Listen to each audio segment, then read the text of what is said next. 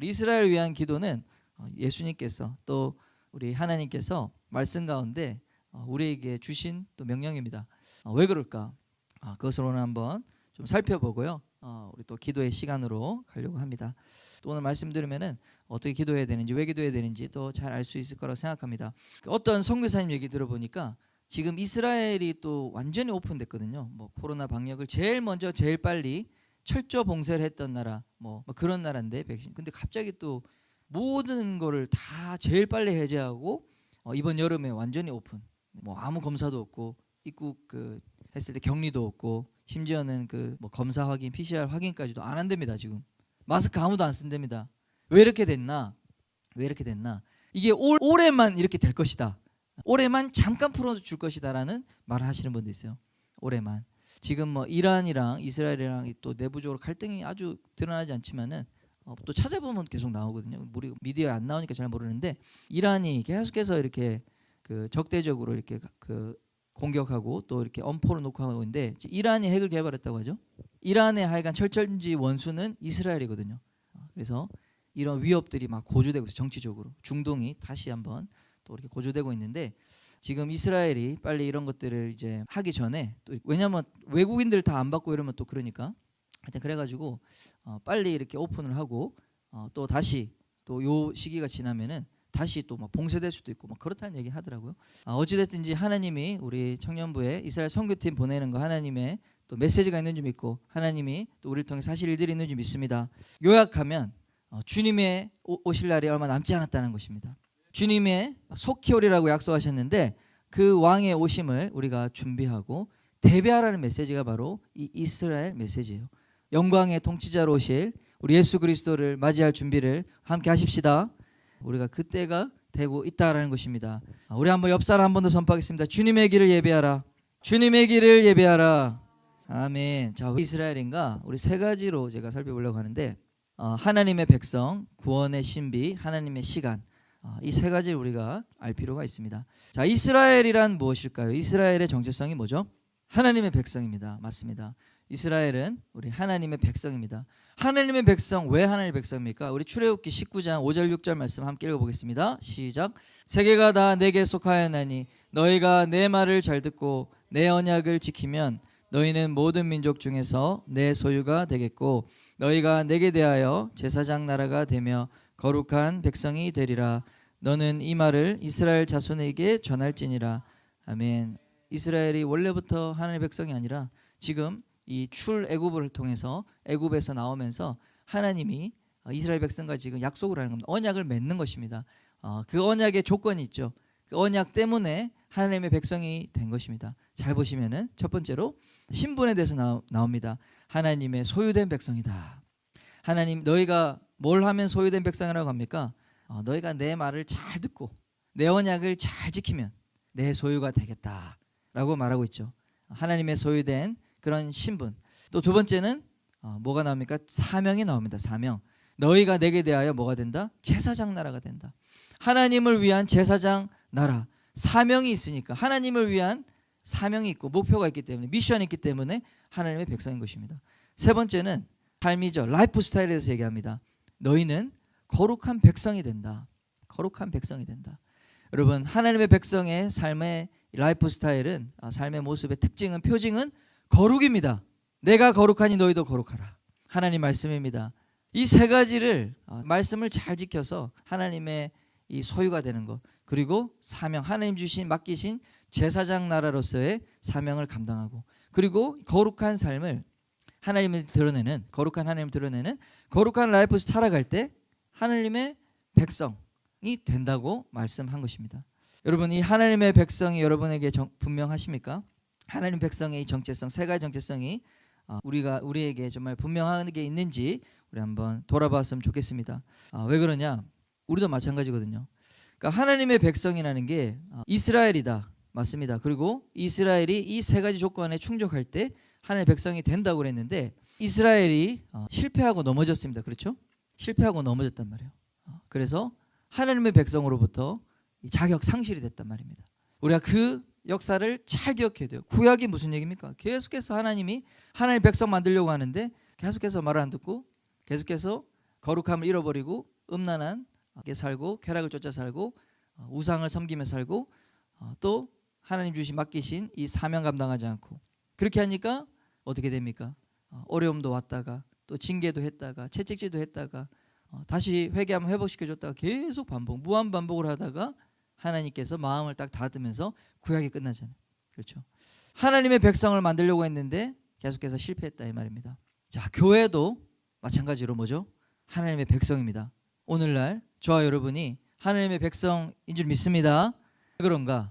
말씀에 똑같이 나와 있습니다. 우리 첫 번째 신분, 우리의 신분이 변화되었어요. 요한복음 1장 12절 읽겠습니다. 영접하는 자 곧 그 이름을 믿는 자들에게는 하나님의 자녀가 되는 권세를 주셨으니 아멘. 우리는 하나님의 아들이요 딸이 된 줄 믿습니다. 뭘 통해서? 우리 예수 그리스도를 영접함으로 주 예수를 믿으라. 네, 주 예수를 믿음으로 우리의 주인으로 모심으로 우리는 하나님의 자녀가 되는 권세를 받았습니다. 우리의 신분이 바뀐 것입니다. 우리는 종이 아니라 하나님의 자녀가 되었습니다. 또 두 번째, 우리에게 그냥 자녀니까 그냥 자녀로 살아가 아니죠. 네, 사명을 주셨어요. 사명을. 마태복음 28장 19절 읽어보겠습니다. 시작. 그러므로 너희는 가서 모든 민족을 제자로 삼아 아버지와 아들과 성령의 이름으로 세례를 베풀고 아멘. 우리에게 열방을 제자 삼으라는, 복음 전하라는, 제자로 양육하라는 미션을 주신 줄 믿습니다. 이 땅의 교회가 하나님 아버지께 우리에게 주신, 예수님이 우리에게 주신 사명을 망각하고 관심이 없다. 그럼 어떻게 됩니까? 그러면 하나님의 백성 안 되는 거죠. 우리 기쁨에게 계속해서 지상명령, 우리 지상명령을 붙들고 나아가려고 힘쓰고 있습니다. 여러분, 그 하나님의 지상명령, 사명에 동참한 우리 모두 되길 축원합니다. 아멘. 우리 세 번째는 거룩한 삶입니다. 삶을 살아야 돼요. 베드로전서 1장 15절 읽어보겠습니다. 오직 너희를 부르신 거룩한 이처럼 너희도 모든 행실에 거룩한 자가 되라. 아멘. 여러분, 우리의 삶이 거룩한 삶이 되길 축원합니다. 이 땅의 교회가 거룩함을 상실하면 어떻게 되냐 이 말이에요. 이 땅의 그리스도인들이 나는 예수님의 자녀입니다. 노래하고 찬양하고 인스타에 사진 올리지만 사실은 거룩한 삶을 잃어버렸습니다. 사람들에게 겉으로는 경건의 능력이 있는 것처럼 말하지만 실제로는 경건의 능력이 상실했어요. 그런 자들이 마지막 때 말세에 많이 나온다고 그랬습니다. 거룩한 삶을 잃어버리면 어떻게 됩니까? 하나님의 백성이 안 되는 거지. 이 세 가지 하나님 우리에게 주신 신분, 사명, 삶, 라이프 스타일이 우리가 온전하게 우리 회복되길 축원합니다. 그 교회, 우리 하나님의 백성, 그러니까 이게 안 되면 계속 하나님이 우리를 이거 만들려고, 이거 되게 하려고 이렇게 채찍질 하시는 거예요. 이거 되게 하려고. 이거 안 되고 있는데, 안 되는데 가만히 놔둔다. 사생하여. 징계가 없으면 사생하다. 하나님 사랑하시고 하나님이 정말 이 하나님의 백성으로서 온전히 우리 이끌어가기 위해서 우리에게 때로는 방향은 이거라 이 말이에요. 때로는 우리에게 어려움도 주셨다가 또 우리를 인도하시는 그 과정 가운데 있다는 것입니다.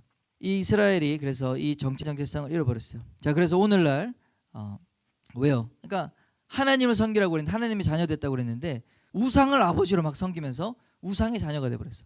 그렇죠? 아니, 우리 아버지, 하나님이 우리 아버지인데 옆에 있는 우상, 탐심, 이 바알신, 풍요의 신을 가지고 아버지 부르면서 따라다녔어요. 그리고 열방의 제사장 사명이 될 것이다. 열방의 제사장 사명을 감당할 것이다. 감당해라 했는데 특권의식에 빠져서 나는 하나님의 자녀지, 선택받았지. 선택받은 것만 생각하고 하나님의 내게 주실 은혜, 축복만 생각하고 축복을 전하는 거에 게으르고 복의 근원이 될 것이라고 하는 그 하나님의 이 사명, 미션을 잃어버렸어요. 관심이 없었어. 그러니까 그냥 특권, 나는 위대한 하나님의 사람이야, 이것만 얘기하기 시작한 거예요. 교만해지죠. 그러니까 교만이죠. 교만 빠집니다. 또 삶은, 라이프 스타일은 이 세상과 같이 음란과 탐욕을 추구하며 살았더라. 그래서 이스라엘 백성이 어떻게 되었다? 넘어지게 되었다. 그래서 어떻게 되었다? 그 구원의 은혜가 이방인에게도 넘어왔다. 그래서 그 하나님의 백성이 이제는 누구다? 교회다 라고 생각을 우리가 했습니다. 맞습니다. 맞는데 보세요. 중요한 거는, 왜냐하면 이스라엘이 없었어요. 이스라엘은 다 그냥 무너졌어. 이스라엘이라는 나라 자체가 2000년도에 완전히 로마에 의해서 막 바스러지면서 전 세계 뿔뿔이 터지면서 이스라엘이라는 민족과 나라라는 게 없어졌어요. 그러니까 이스라엘 없어졌잖아. 하나님의 그러니까 실패해서 흩어졌다. 끝났다. 그래서 교회만 남았으니까 교회만 하나님의 백성이라고 믿고 살았단 말이에요. 근데 갑자기 뭐가 나타났죠? 갑자기 이스라엘이 지구상에 등장한 거야. 몇 년도에? 7년도에. 하루아침에 이스라엘이라는 나라가 지구상에 세워져 버린 거예요. 그래서 이제 이스라엘이 생겼네. 그럼 이스라엘이 뭐지? 이렇게 이제 생각할 수 있겠죠. 이스라엘이 왜 생겼습니까? 하나님의 예언대로, 하나님의 약속대로 다시 세워진 거예요. 우리 예레미야서 16장에 보시면 말씀이 나옵니다. 우리 한번 읽어보겠습니다. 예레미야서 16장 13절부터 15절 시작. 내가 너희를 이 땅에서 쫓아내어 너희가 너희 조상 알지 못하던 땅에 이르게 할 것이라. 너희가 거기서 주야로 다른 신들을 섬기리니 이는 내가 너희에게 은혜를 베풀지 아니함이라 하셨다 하라. 여호와의 말씀이니라. 그러나 보라, 날이 이르리니 다시는 이스라엘 자손을 애굽 땅에서 인도하여 내신 여호와께서 살아계심을 두고 맹세하지 아니하고 이스라엘 자손을 북방 땅과 그 쫓겨났던 모든 나라에서 인도하여 내신 여호와께서 살아계심을 두고 맹세하리라. 내가 그들을 그들의 조상들에게 준 그들의 땅으로 인도하여 드리리라. 아멘. 이 놀라운 예언의 말씀입니다. 이 이스라엘 백성들이 이렇게 안식일에 모여서 늘 고백하는 것이 우리를 저 이집트 땅에서 인도해 내신 여호와의 살아계심으로 두고 맹세합니다. 기도합니다. 이렇게 이제 고백을 했는데 나중에는 뭐라고요? 그렇게 안 하고 어떻게 한다고요?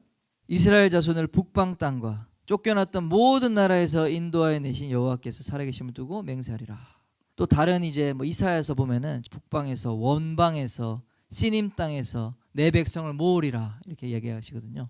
이 말씀대로 진짜로 이제는 이 유대인들이 이스라엘 백성들이 저 멀리서 이제 다시 흩어진 우리를 모으신 여호와의 이름으로 맹세하고 있는 거예요. 지금 이 말씀이 문자 그대로 8년도에 거의 2000년 만에 다시 나라가 갑자기 지도상에 없었던 나라가 세워지게 되는, 그리고 지금까지도 여전히 강력한 세상에 영향력을 미치는 나라로 되었다는 거. 그런 역사가 아무데도 없죠. 지구상에. 우리 갑자기 어느 날 조선이 막 조선 왕조가 다시 일어나고 이런 일은 없습니다, 여러분. 불과 700년 전, 이런 일 500년 전이라도 지금 2000년 전 언어도 없는 그런 민족이 다시 이스라엘 정체성을 가지고 그 2000년 전, 3000년 전에 믿던 하나님의 이름을 부르면서 그 역사를 인정하면서 나온다. 이거는 하나님의 기적이다. 정말 기적을 하려고 해도 할 수가 없는데 정말 기적이 일어난 것이죠. 그래서 보니까 그럼 이스라엘이 생겼네 다시?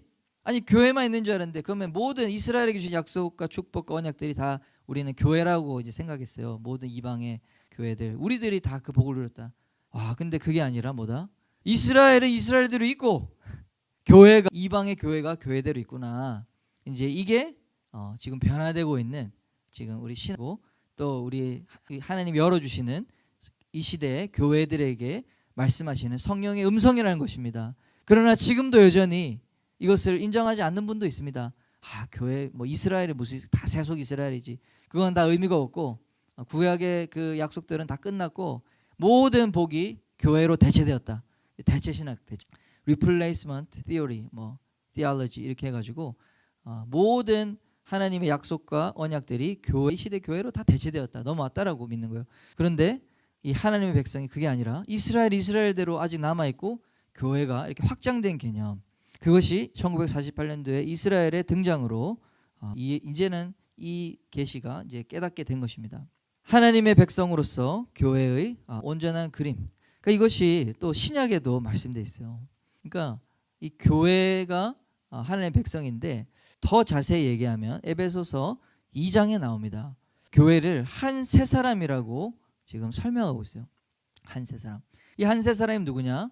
우리 말씀 한번 잘 보시죠. 에베소서 2장 11절. 그러므로 생각하라. 너희는 그때 육체로는 이방인이요. 무슨 말이에요? 이방인이라는 거죠. 손으로 육체에 행한 할례를 받은 무리라. 고 칭하는 자들로부터 할례를 받지 않은 무리라 칭함을 받는 자들. 그러니까 할례를 받았던 이스라엘 유대인 사람으로부터 너희는 할례를 안 받은 사람들이야 라고 얘기를 들었으니까 이방인이라는 말이죠. 그리고 그때 그리스도 밖에 있었고 이스라엘 나라 밖에 사람이라. 그러니까 이방인에 대해서 지금 설명하고 있는 거죠. 13절입니다. 이제는 전에 멀리 있던 너희가 그 예수 안에서 그리스도의 피로 가까워졌느니라. 아멘. 우리 예수 그리스도의 피로 가까워졌답니다. 어디로 가까워진 거죠? 화평이다. 원수된 것을 모든 담을 허셨다. 모든 계명을 폐하셨다 하면서 이는 요거 읽어보겠습니다. 밑에 줄 15절 밑줄 읽어보겠습니다. 시작. 이는 이 둘로 자기 안에서 한 세 사람을 지어 화평하게 하시고. 자, 이게 무슨 말일까요? 우리 18절에도 밑줄 한번 읽어보겠습니다. 우리 둘이 한 성령 안에서 아버지께 나아감을 얻게 하려 하심이라. 아멘. 자, 이게 무슨 말이냐면은 지금 유대인인 바울이 얘기하는 거예요. 너희가 이방인 예수 믿는 그리스도인들에게 얘기하는 거예요. 너희가 원래는 이방인이고 그러니까 이방인이라는 말이 이스라엘 사람 아니란 말이죠. 그런데 예수님의 피로 너와 내가 그리고 이제 우리는 한 성령 안에서 하나 되어. 우리가 원래 관계가 안 좋았어요. 이스라엘 사람들은 우리는 하나님의 선택된 백성, 너희는 다 죽어질 뗄감 그러고 살았는데 이제는 한 성령 안에서 어떻게 됐다? 우리는 가까워져서 아버지께 함께 나아간다는 겁니다. 이게 뭐다? 한 세 사람을 지어 만든다는 하나님의 그 말.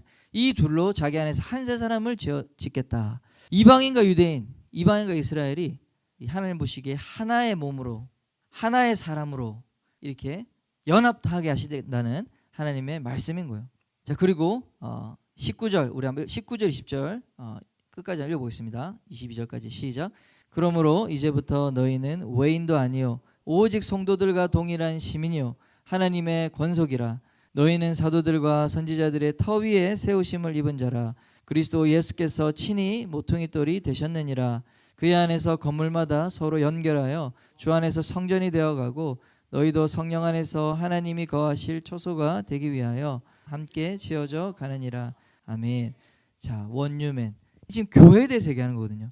교회가 하나님 거할 초소로 이렇게 지어져 간다고 그랬는데 유대인과 이방인이 한 세 사람이 된다는 겁니다. 그게 교회 그냥 우리끼리만 교회가 세워지는 게 아니라 유대인이라는 그룹과 이스라엘이라는 그룹과 이방인이라는 그룹이 이 하나님 안에서 하나로 지어져 올라가는 것, 한 건물이라는 모습과 한 사람이라는 모습, 이것이 다 지금 교회, 궁극적인 교회의 비전을 얘기하는 겁니다. 자, 우리가 정신을 잘 차려야 됩니다. 자, 그래서 교회의 완성은 뭐다? 한 세 사람의 성취다라고 하는 하나님의 백성이라는 것이 이렇게 유대인도 아니고 교회만도 아니고 유대인과 교회 모두가 이방인의 구원과 유대인의 구원이 함께 한 세 사람이라는 큰 그림 안에서 이루어져 가는 것이 교회의 궁극적 꼴이다. 우리들이 한국 사람만 모여 있는 것은 교회의 궁극적 모습이 아닙니다. 우리 모든 각 나라의 민족뿐만 아니라 우리 하나님의 원래 선택했던 이스라엘도 함께 구원받고 회복되어 하나가 되는 거, 연합하는 거, 이것이 한 세 사람의 성취다라고 하는 것입니다. 교회의 궁극적 성취라는 것입니다. 자, 이 그림을 보십시오. 네, 저기 있는 분이 누굴까요? 저죠. 네, 접니다. 그리고 옆에는 이 유대인 청년들입니다. 이게 예전에 이렇게 찍어놓은 사진을 찾고 예언적 사진이다. 할렐루야. 유대인과 이방인이 한 세 사람으로 이렇게 연합해서 이들은 물론 예수님 안 믿죠. 지금 예수 안 믿지만은 이들에게 예수님의 복음이 전해져 가지고 한 성령 안에서 우리 한 아버지를 부르면서 함께 어깨동무하면서 서로 사랑하고 교제하는 그 모습, 그것이 한 세 사람의 궁극적인 교회의 모습이 된다. 네, 아멘. 자, 그래서 이 비전이 이루어질 줄 믿습니다. 그리고 두 번째, 구원의 신비입니다. 여러분, 구원이라는 거, 하나님은 지금 구원의 역사를 이루어가고 계시거든요. 그런데 여기에서 이스라엘이라는 존재가 너무나 중요해요. 하나씩 보겠습니다. 하나님의 구원 역사가 너무 신비하다고 얘기하고 있어요. 바울이 로마서에 11장에 그 계속된 내용입니다. 와, 신비하다. 11장 25절 26절 읽어보겠습니다. 형제들아, 너희가 스스로 지혜 있다 하면서 이 신비를 너희가 모르기를 내가 원하지 아니하노니 이 신비는 이방인의 충만한 수가 들어오기까지 이스라엘의 덜어는 우둔하게 된 것이라. 그리하여 온 이스라엘이 구원을 받으리라. 기록된 바 구원자가 시온에서 오사 야곱에게서 경건하지 않은 것을 돌이키시겠고. 아멘. 하나님께서 이 신비를 모르기를 원치 않는다 그랬습니다. 여러분, 이 구원의 신비를 알아야겠습니다. 그렇죠? 그래서 무슨 말이에요? 이 신비가 이 바울이 이 로마서를 쓰는데 너무 신비로운 거예요. 그러니까 신비가 뭐예요? 이해가 잘 안 된다는 거죠. 머리로. 신비롭다는 겁니다. 뭐다? 이방인의 충만한 수가 들어오기까지 이스라엘이 덜어는 우둔하게 되었다. 이스라엘이 지금 그 예수님을 지금 반대하고 있어요. 예수님 안 믿어요. 이스라엘 가면은 십자가가 하나도 없어요. 이스라엘은 십자가 이렇게 도로도 싫어가지고 하여튼 십자가만 학을 떼고 싫어하고 저주받은 사람으로 생각하죠. 예수를. 예수님이 유대인이고 예수님이 이스라엘 사람인데 할렐루야. 너무 신기하잖아요. 아직까지 눈이 닫혀가지고 우둔하게 돼가지고 근데 언제까지 그렇게 된다? 이방인의 충만한 수가 하나님의 구원의 수로 들어오기까지. 이방의 이 구원의 역사가 충만한 수가 들어올 때까지는 이 유대인들의 눈이 감춰진다는 거예요. 눈을 뜰지어다. 눈을 뜰지어다. 우리 그 눈을 피곤합니다. 할렐루야 주여. 자, 우리의 우둔하게 되면 안 됩니다. 그렇죠? 근데 그리하여 뭐라고? 또 온 이스라엘이 구원을 받으리라. 그 이방인의 충만한 수가 될 때까지는 이스라엘이 영적으로 눈을 감고 있다가 또 결국에는 온 이스라엘이 구원을 받겠다라고 얘기하는 겁니다. 그래서 이스라엘과 이방인이 다 나오는데 구원의 역사에 이것이 긴밀하게 연결되어 있다는 것을 얘기하고 있는 겁니다. 그래서 신비롭다 얘기했어요. 구원 역사가 이렇게 전개가 됩니다. 우리 11절과 12절 한번 읽어보겠습니다. 시작. 그러므로 내가 말하노니 그들이 넘어지기까지 실족하였느냐? 그럴 수 없느니라. 그들이 넘어짐으로 구원이 이방인에게 이르러 이스라엘로 시기나게 함이니라. 그들의 넘어짐이 세상의 풍성함이 되며 그들의 실패가 이방인의 풍성함이 되거늘 하물며 그들의 충만함이리요. 아멘. 이스라엘과 이방인의 구원이 서로 연결되어 있습니다. 이방인이 하나님을 너무 사랑하니까 이스라엘이 하나님을 떠났던 이스라엘이 저 이방인을 보면서 시기가 나네. 그러면서 시기가 나서 하나님을 찾게 된다는 말. 어떤 비유 같은 거죠. 그런데 보십시오. 얼마나 그 2000년 동안에 이 복음이 막 서진 유럽의 부흥을 또 저 미국의 부흥을 또 우리 대한민국의 우리 평양 대부흥을 하면서 하나님만을 붙들고 정말 축복받은 나라로 정말 우리 한국이 되지 않았습니까? 이러한 역사들이 지금 계속해서 이스라엘만 빼고 아시아의 남미의 부흥이 일어나고 있어요. 하나님을 찾는 부흥이 일어나고 있습니다. 이러한 일들을 통해서 이스라엘이 시인하게 해서 그들이 다시 주님께 돌아오겠다. 또 얘기합니다. 그들의 넘어짐 때문에 그들의 실패 때문에 다른 이방 세상의 은혜의 복음이 풍성하게 되었다고 얘기하고 있어요. 그런데 생각해 보십시오. 그들의 실패가 이방인의 풍성함이 되었는데 그들이 충만하게 되면 그들이 성공하면 그들이 하나님 앞에서 바로 서면 얼마나 더 놀라운 충만이 있을까. 그 충만이 뭡니까? 주님의 다시 오심인 줄 믿습니다. 자, 그래서 로마서 11장 29절입니다. 읽어보겠습니다. 하나님의 은사와 부르심에는 후회하심이 없느니라. 자, 이 말이 무슨 말이냐? 하나님은 이스라엘을 불렀단 말이에요. 그럼 이스라엘이 지금 실패하고 넘어져가지고 하나님 버려서 이 교회로 이방인으로 대체시켰냐? 하나님의 백성을. 그게 아니라는 거예요. 대체가 아니라 하나님은 하나님의 부르심, 하나님의 은사와 부르심은 절대 후회함이 없다. 하나님 한번 불렀으면 끝까지 붙들고 가신다는 얘기입니다. 하나님이 이스라엘을 구원하신다는 얘기입니다. 그래서 대체되는 게 아니라 다시 결국에는 회복하여 하나님의 자녀 백성이 되게 하실 거라는 말씀인 것입니다. 아멘. 아멘. 하나님이 우리를 부르시고 하나님 우리를 선택했기 때문에 우리가 아무리 하나님을 떠나려고 해도 그 하나님이 강력하게 붙잡으셔서 우리가 아무리 뿌리치고 나도 하나님의 그 손이 붙들고 있으므로 우리가 궁극적으로는 하나님이 다시 회복하시는 것처럼 그 은혜가 우리 가운데 있길 축원합니다. 하나님의 부르셨다면은 하나님은 끝까지 붙들어 가시는 그 하나님이심을 보여주십니다. 그래야 이스라엘은 온 구원받게 될 것입니다. 이것이 하나님의 역사입니다. 그리고 30절입니다. 읽어보겠습니다. 너희가 전에는 하나님께 순종하지 아니하더니 이스라엘이 순종하지 않음으로 이제 긍휼을 입었는지라. 이 로마서 구원의 신비는 이방인도 구원을 받는다. 뭘로? 긍휼함으로. 하나님의 은혜로 우리가 긍휼을 입어 은혜를 입어 우리가 잘해서가 아니라 하나님의 긍휼과 은혜로 예수 그리스도의 은혜로 우리는 이방인들이 다 구원받게 된다. 자, 그리고 마지막으로 얘기합니다. 33절과 36절입니다. 읽어보겠습니다. 깊도다 하나님의 지혜와 지식의 풍성하며 그의 판단은 헤아리지 못할 것이며 그의 길은 찾지 못할 것이로다. 이는 만물이 주에게서 나오고 주로 말미암아 주에게로 돌아감이라. 그에게 영광이 세세에 있을지어다. 아멘. 이 모든 구원의 신비, 구원의 역사는 하나님의 주권이라는 얘기입니다. 이 모든 것이 하나님의 뜻대로 되는구나. 하여튼 사도 바울은 뭔가 봤습니다. 지금 사도 바울은 하나님이 보여주시는 놀라운 계시 가운데 뭘 봤어요. 그래서 보니까 하나님이 이 놀라운 지혜와 지식이 풍성하다. 누가 그 판단을 헤아릴 것이며 누가 그의 길을 알 것인가 라고 하면서 이 구원이 너무나 신비롭다는 사실을 얘기하면서 결국에는 모든 것이 주님께로부터 나왔고 모든 것이 주님께로 돌아간다.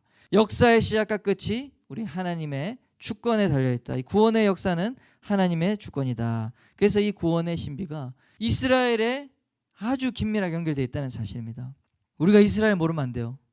우리는 이스라엘의 하나님, 우리가 믿는 예수님은 이스라엘 사람입니다. 맞습니까? 유대인이에요. 유대인.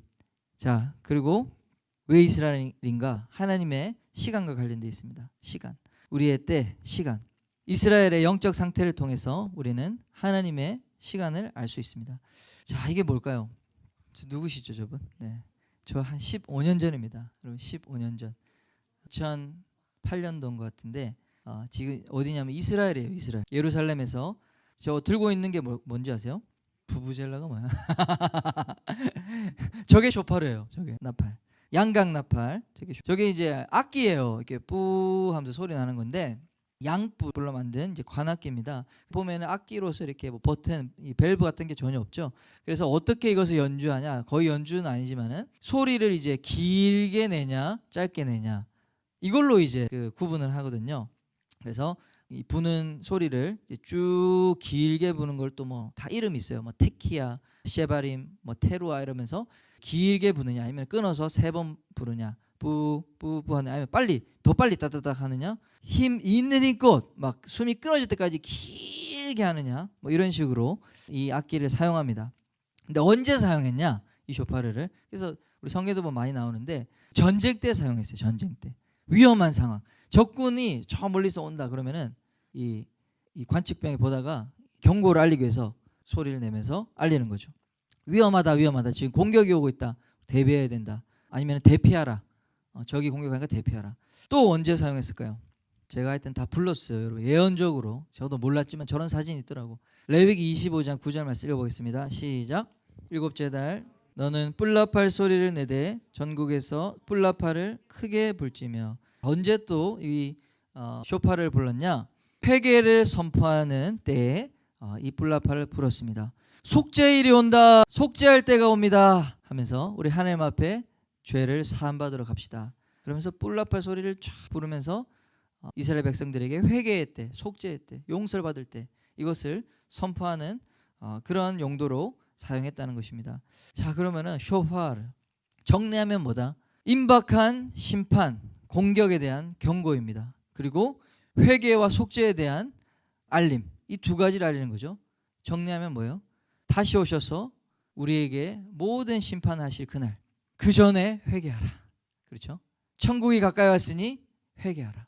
주님의 재림을 알리는 소리가 쇼파르라는 것입니다.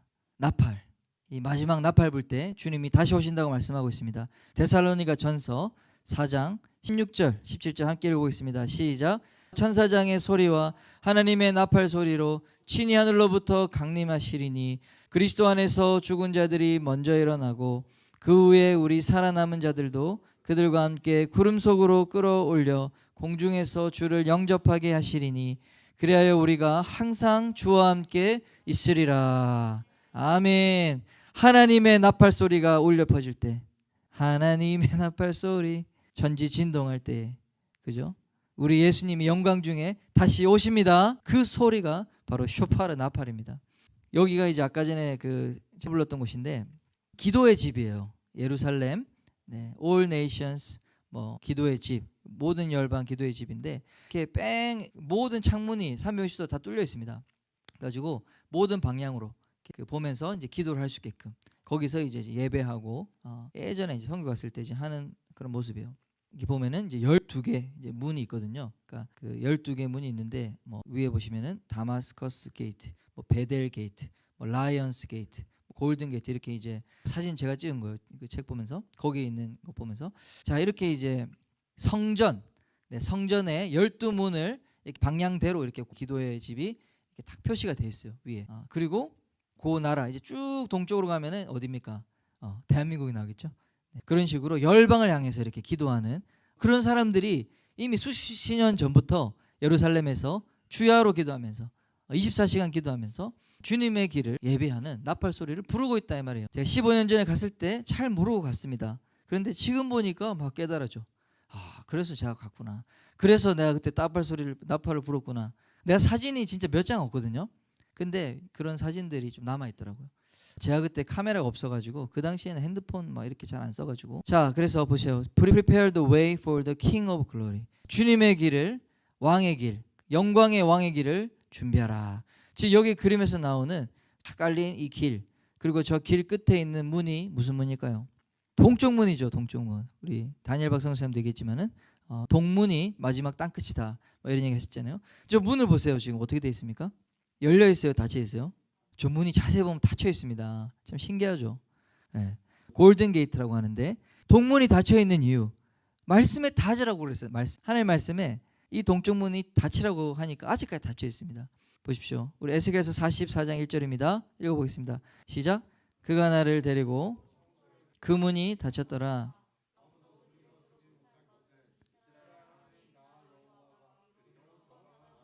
아멘. 닫아둘지는 하니까 아직도 닫혀 있어요. 보세요.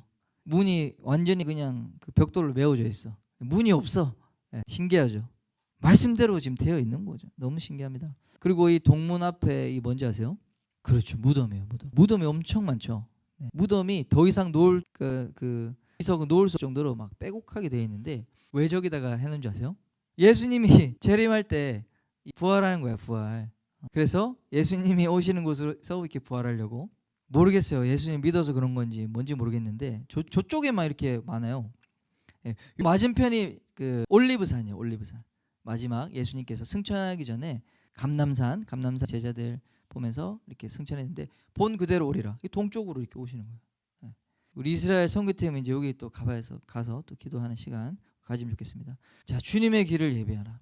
자, 그래서 쇼파르가 뭐냐? 지금도 예루살렘에 그렇게 기도 많이 하는 분들이 여러 나라에서 와가지고 기도에 이 주님을 예배한다, 주님의 다시 오심을 준비하는 그 소리를 내면서 주님의 오시라고 날마다 기도하는 분들이 계세요. 쇼파르, 그 쇼파 뭐다? 이 나팔이 뭐다? 이스라엘이 쇼파르입니다.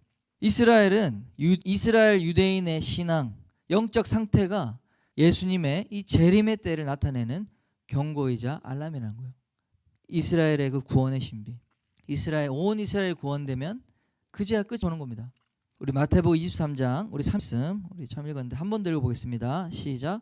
내가 너에게 이르노니 이제부터 너희는 찬송하리로다. 주의 이름으로 오시는 이여 할 때까지 보지 못하리라 하시니라. 예수님 직접 말씀하신 겁니다. 주님의 이름으로 오시는 이여. 예수님의 이름을 찬양하는 그때, 예루살렘에서 주님을 예배하는 그때까지 나를 보지 못한다 그랬으니까 그때가 오면은 다시 본다는 얘기 아닙니까? 아멘. 지금 예루살렘 벤 야후다 거리라고 해서 강남거리 같은 곳에 금요일부터 토요일 저녁까지 안식을 지키고 그 이후에는 이제 다 나와가지고 축제를 즐기거든요. 그 금요일 저녁부터 토요일 이때까지는 완전히 아무도 없어. 시내에 다 문 닫고 사람도 안 다녀요. 돌아다니는 사람 외국인밖에 없어요.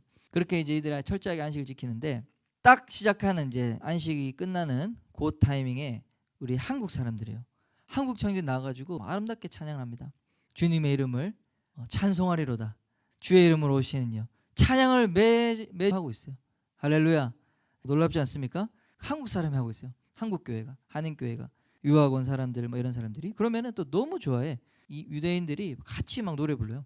또 한국말로 하니까 잘 모르잖아 무슨 뜻인지. 근데 한국 사람들도 좋아하고 이렇게 노래하는 거 좋아하고 하니까 그래서 이런 문화 사역이 공개적으로 다 되는 곳입니다. 또 히브리어로 해도 다 잘 따라 하더라고요. 최근에 영상 봤는데 그 요한복음 3장 16절 하나님이 세상을 이처럼 사랑하사 독생자를 주셨으니 저를 믿는 자마다 멸망치 않고 영원한 생명 얻으리. 할렐루야 할렐루야. 이 찬양을 하는데도 한국 사람들이 중심이 돼가지고 찬양하는데 유대인들이 다 같이 그 자리에서 사진 찍고 영상 찍고 막 하고 있더라고요. 이번에 우리 가서도 뜨겁게 주님을 찬양하면서 또 사람들과 함께 우리 찬송하리로다 주의 이름으로 오시는 이여 우리 노래를 할 것입니다. 그래서 이 예언의 말씀이 이루어지기를. 또 한편으로 여전히 유대인들은 오기를 고대하면서 저 통곡의 벽에서 눈물로 기도하고 있어요. 아이러니하죠. 한편에는 이렇게 예수님의 이름을 찬양하고 이미 오신 메시아 그를 높이면서 예배하면서 주님의 이 마지막 예언이 성취되기 위해서 이런 일들이 진행되고 있는데 이 원래 하나님의 백성이었던 이스라엘 유대인들은 그 눈이 우둔해져가지고 가려져가지고 이들이 얼마나 전통적인 유대인들은 이 구약 말씀 그대로 다 지키는 사람들이거든요. 미간에다가 뭐 갖다 붙이고 막 팔에도 이 말씀 그 뭐죠 쉐마 말씀 이렇게 그대로 이렇게 띠도 묶고 철저하게 이들이 와가지고 정기적으로 와서 기도하는 거예요. 기도하고 성경 읽고 토라 외우고 이러한 일이 지금 동시에 일어나는 곳이 바로 이스라엘입니다. 하나님의 때가 가까워오고 있습니다. 우리 하나님의 승리의 깃발이 반드시 이루어질 줄 믿습니다. 자, 그래서 우리가 할 일이 뭔가 거의 마칠 때 됐습니다. 우리 마칠 타이밍이 다 됐습니다. 우리 에어컨을 좀 켜주시면 좋겠고 우리 예루살렘의 평화를 위해서 기도해라. 할렐루야. 네, 예루살렘 평화를 위해서 기도해라. 우리의 사명은 이 이스라엘을 위해서 기도하는 것입니다.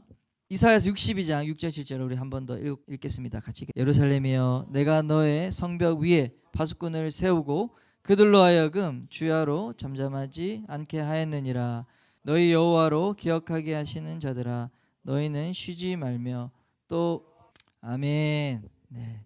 계속해서 예루살렘을 세워 찬송받게 하시기까지 그로 쉬지 못하게 하라. 너희는 파수꾼을 세워라. 주야로 우리 하나님이 쉬지 못하도록 예루살렘의 이스라엘의 하나님의 이 찬양이 회복되도록 이 여호와 하나님을 향한 예수 그리스도를 향한 이 예배와 찬양이 회복될 때까지 우리에게 기도하라고 하셨습니다. 그래서 우리의 기도가 그리고 이 이스라엘을 위해서 예루살렘의 평화를 위해서 기도하는 자에게 하나님께서 복 주신다고 약속도 하셨어요. 하나님의 이 사랑하는 우리 아들 딸로 삼으신 이스라엘이 지금은 여러 가지 우둔하게 되고 또 얼마나 2000년 동안 고통을 많이 받았는지 모릅니다. 막 전 세계에 뿔뿔이 흩어져서 또 가는 곳마다 박해를 받아 가는 곳마다 이 미움을 받고 가는 곳마다 그래서 이스라엘 사람들은 항상 안전 제일 항상 누군가가 우리를 공격할지 모른다라고 해서 이 시큐리티 안전에 대해서 아주 경각심이 크고 전 세계 공항에 이 테러도 제일 많이 일어나고 지금도 그러니까 항상 이 안보 보안 이런 데 철저한 나라가 이스라엘입니다. 그러한 이제 민족성 생각해 볼 때 전 세계에서 이제 자기들만 미움받는 왜 미움받을까요? 우리 하나님의 백성이기 때문에 미움받았다고 생각합니다. 그래서 이제는 이 마지막 때가 다가오고 있고 우리 이스라엘을 위해서 계속해서 기도하도록 하나님이 우리 교회를 깨우시고 있는 거예요. 전 세계 교회들을 깨우고 계십니다. 기도하라고. 이스라엘의 온전히 회복되는 그때에 우리 주님이 다시 오시기 때문에 이스라엘의 구원이 회복될 때에 우리 이방 열방에게는 더 큰 충만이 있기 때문에 우리 가운데 이 이스라엘을 위해서 계속해서 축복하고 기도하는 일들이 필요한 것입니다.